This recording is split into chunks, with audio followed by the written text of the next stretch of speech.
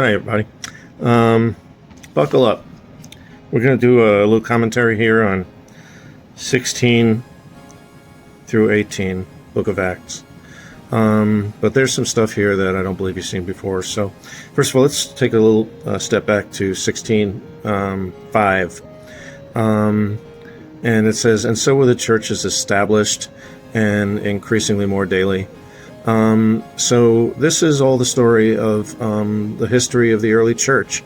And it's really hard to follow, and it's really hard to just, say, yeah, I know all about the Book of Acts, because there's so many different places and so many different people and so many different stories. And I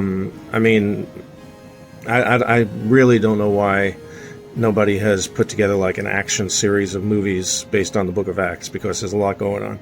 But let's look at 16:6 and 16:7, because the Holy Spirit is almost nowhere else so prevalent and so involved in everything that us crazy humans are doing, including Paul the Apostle, who, I knew somebody who claimed to be a Christian, and they're like, yeah, but I don't have any use for the books of Paul. No, he can keep his books. Really? I don't think so. Because the Holy Spirit is so involved in the Book of Acts. Of course, it was written by Luke, but that's besides the point. Anyway, in 16:6 it says Holy Spirit. In 16:7 it says Spirit of Jesus. Now, if you remember in the Gospel, Jesus leaves behind the advocate and breathes into his followers the Holy Spirit. It was his Holy Spirit. You never see Jesus and the Holy Spirit together at the same time. There has been a lot of discussion by theologians and scholars of all different kinds and types why it says Holy Spirit and then Spirit of Jesus. And it's only important because it is so, the Holy Spirit is so prevalent in Acts. Now, Paul says, okay, we're going to go this way. Holy Spirit says, not so fast. No, you're not going that way. Okay, Paul says, all right, okay, whatever you want. We're going to go this way. Holy Spirit says, nah, you're not going that way either. So what does he say? He says, we're going to go straight from Troas to Samothracia.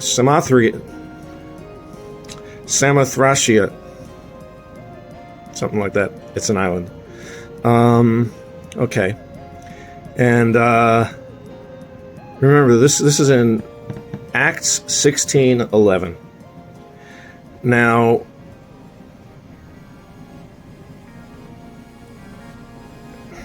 first of all, you can't go straight from Troas to Samothracia.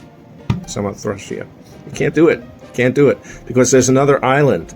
You have to go around the edge of the other island to get where you're trying to go. So that's an important thing. You can't, it says straight there. Paul knew you couldn't go straight there. He knew that you would have to curve. Okay. Now, now it also says we took off in this direction. Now the we includes Paul and it includes Luke. Now Paul and Luke combined wrote 16 of the books of the New Testament, and they didn't write 11 of them because there's 27 books in the New Testament. So that's 1611. Okay. Now on the island of Samothracia, there's Mount Seos, and it was used at the time for navigation because you could see it. It's very high. And the peak of it is called Fengari, which means moon. So it's way up there.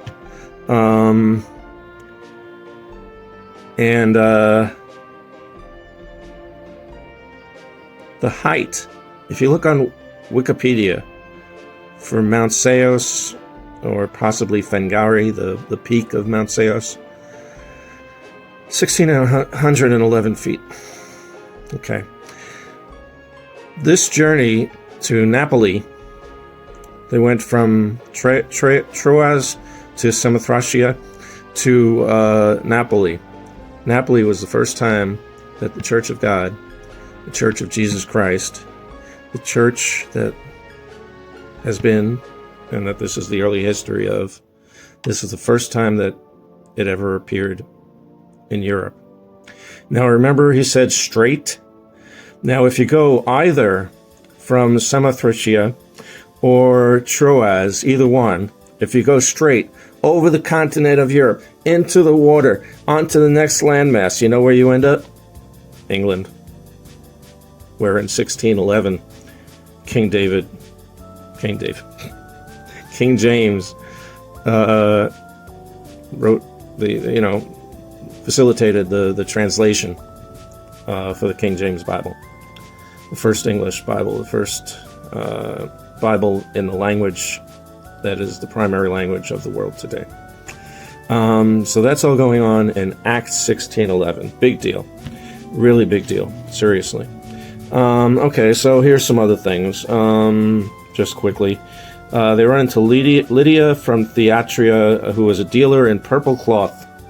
The city was known for the manufacture of textiles and of purple dye. Now, purple represents royalty, wealth, the Holy Spirit. People have represented purple to be representative of the Holy Spirit. And for the wealthy at that time, you couldn't have any purple garments if you didn't have a lot of money. Now, the interesting thing about purple is that it's made out of blue and red. Red is, of course, in Christian the history and the culture, often representing the devil. In the rest of the world, and also in Christian, it represents anger and fury and so forth. On the other hand, blue is like serene, peaceful, and wisdom and spirituality and so forth. But you put the two of them together, you get purple, which is royalty and all those other things that I mentioned. Okay, so then next thing that happens is they run into a slave woman who had a spirit that could predict the future. Now, if you've ever been anywhere around Unity Church people and so forth, you know that they do have abilities. There are people that can. I had one woman when I was I was involved in Unity Church, and other things. But there was this one woman who came to visit us.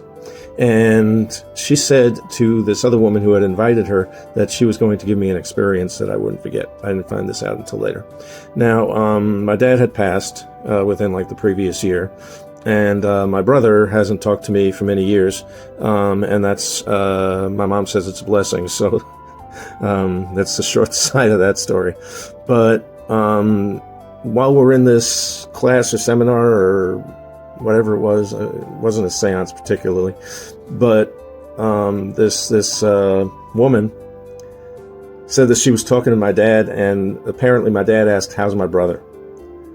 I'm like, I don't know. I don't talk to him. I haven't talked to him for years. And then the next day, my brother calls my mom because he's concerned about me for some reason. So I'm telling you that they have abilities, spiritual abilities. But of course, they don't come from the Lord. They come from demons, counterfeit spiritual agencies, and so forth. So there was a slave woman, and she kept going around telling everybody that Paul was doing what he was doing, but it was annoying. Now, annoyance and anger, they go together, kind of. It seems that, and how often do you see Paul or any of the disciples actually act out of anger and it comes out good? Not very often. So I think this was Jesus's and the Holy Spirit righteous anger working through Paul to cause her deliverance and make that spirit skedaddle. But there were people that owned her. She was a slave, remember. Of course, in the Bible, the word slave, there's a lot to know about, especially in the Old Testament, what's meant when it says slave. But anyway, as a result of this, those people who were getting rich off of her prophecies from this counterfeit spirit, weren't able to continue running their scam. They got very upset, and Paul and Silas ended up in jail, and from that we get the first two verses of the song, "Eyes on the Prize." And yes, I am being distracted by an evil spirit. Anyway, so, eyes on the prize. Paul and Silas, they were lost. Dungeon shook and the chains come off. Put your eyes on the prize. Hold on. Goes on from there. Another verse about Paul and Silas. But they acted with tremendous grace. They were in jail. The jailer put them in chains, attached them to the wall, and God caused an earthquake. And they were sitting there singing songs. I don't know if they were singing that one, but they were singing songs for sure. And they were free. They were free, but they knew, first of all, the jailer was about to kill himself, because he knew that he was done for, because he was in charge of looking after them, and they must have been gone because everybody else was gone. And they weren't. They were sitting there still singing songs. They were like, "Don't kill yourself. We're right here. We didn't go anywhere." So he takes them home, and he gets saved. He gets saved. So obviously, God saw that this jailer was somebody that could be saved, and that's what happened there. But there's a very misunderstood quote associated with this, because the jailer brought them home to their family, and Paul said that they would be freed, that he would be freed and his whole household would be freed. And then, somebody like me who has a mom that's not saved, they go, "Oh, good, my mom's saved because I'm saved. She gets saved because of me by osmosis or something." That's not necessarily the case. I guess every individual case is an individual case, but Paul had to baptize them all. They were all baptized, and they were all full of joy. That's an interesting point too. We had people baptized recently. Now, if you know that they truly believed in Jesus and that they were truly baptized and truly received the Holy Spirit, you know what? They will be in joy. They may also become targets of spiritual warfare, because another song, this one, I won't even mention who sings it, but the line in it, it's "Oh Mary, don't you weep," and in this particular version it says, "Old Mr. Satan, he got mad, lost that soul that he thought he had." Right? Now, if you get baptized, you're going to be a target of the Holy Spirit, but you know what? That doesn't keep you from being in joy. I was in a church that was very toxic and very distressful to me personally, because of how I ended up being situated within the structure of this church. Yet, when I got baptized there, and I was standing up in front of them, and they were singing Old Rugged Cross, I had the peace that surpasses all understanding. For 2 years, I didn't realize that I had been given that gift of the peace that surpasses all understanding, but I did. So just know that if you see somebody and they get baptized, and if they don't have joy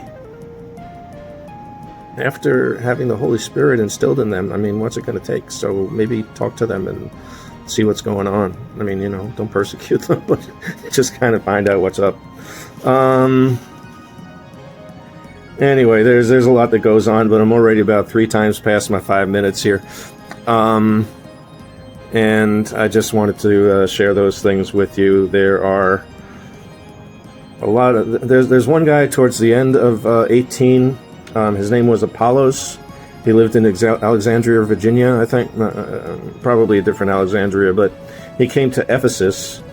Throughout all of Acts, you see the churches that are later written to, Ephesians and Corinth and all that.